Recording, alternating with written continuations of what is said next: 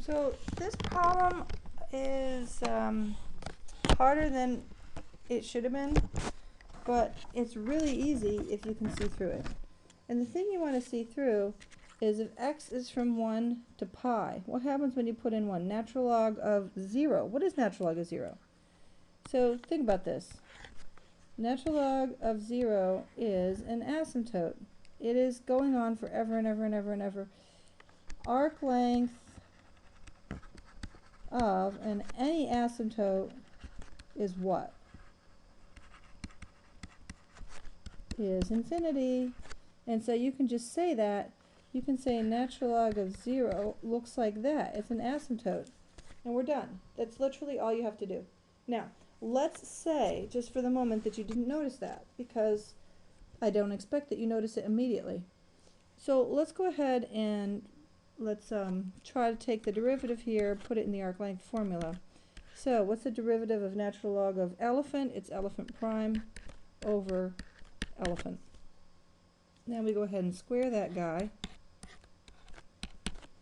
And what do we get? We get x squared minus 1 squared. I'm just going to leave it like that for now. No, I'm not. I'm going to expand it. I changed my mind. Okay, that's going to be x to the 4th minus 2x squared plus 1. Okay, now we're going to add 1. So I'll tell you why this happened is because whatever problem I had was not sitting on top of the asymptote, and then I tried to make the problem easier for the students, and I inadvertently moved the beginning of the domain to x equals 1, which was just a bad idea. So that wasn't intentional, but you could see it had very bad effects. So I'm going to get a common denominator and use that to add 1 in this very obnoxious manner.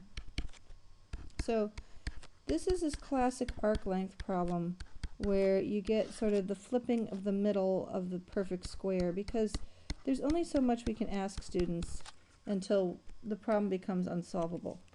So the square root of this mess is going to be, alright, it's going to be x squared minus 1 on the bottom and x squared plus 1 on the top.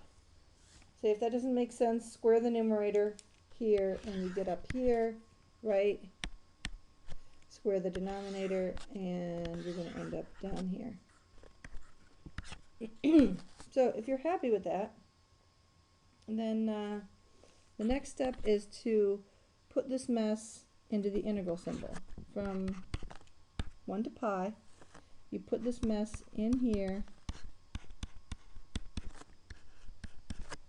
And at this point you might start to realize that, oh wait a minute, there's this thing blows up. Maybe you still don't notice it.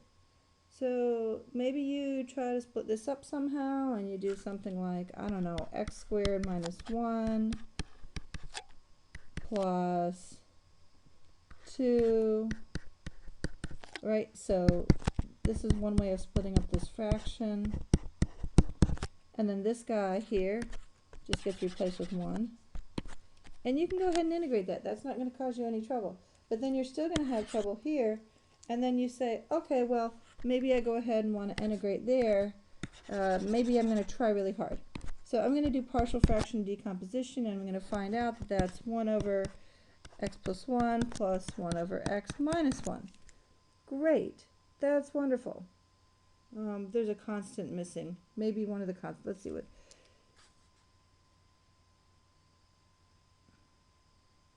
Yeah, something's wrong. Whatever, but it splits up. You use partial fraction decomposition and the constants are missing there. But the problem is this guy over here integrates just fine because its bad spot is at -1. So this doesn't give us a problem. We're always going to be left with a bad function. And that bad function, no matter what you do, it's still there. And this function blows up and eventually it has to be staring you in the face. So eventually you're going to run into the fact that it blows up and you're going to have to finally admit that the problem is bogus. And once you get that far and you say, hey, this problem is bogus, if you get there and you're sure, then just stop. You're done. There's nothing more you can do. If the answer is infinity, you can't just keep throwing algebra at it and hope the problem will go away.